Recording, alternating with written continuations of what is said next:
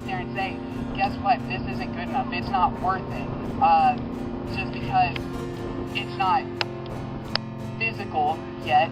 It's not worth us taking our time to take care of it. It's not worth of us raising our voices and defending it when no one else will.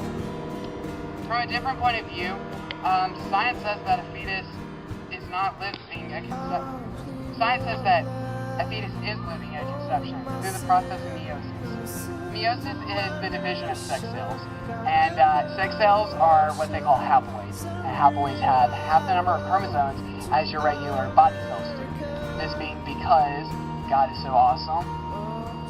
When a sex cell is divided and it meets with another sex cell, an egg and a sperm, when it comes together, it completely matches every other skin cell or body cell that you have. It makes 48 chromosomes. It is one cell. It is completely different from every other cell in your body.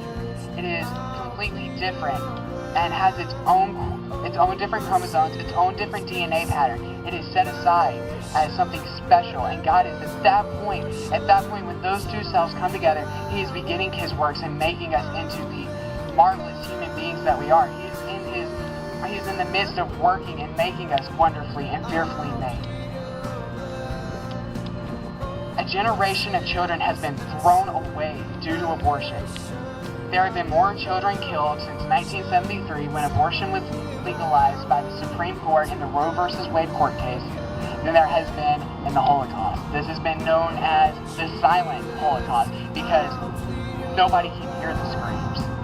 Nobody can hear them pleading and asking us to stand up for them. Nobody can hear it.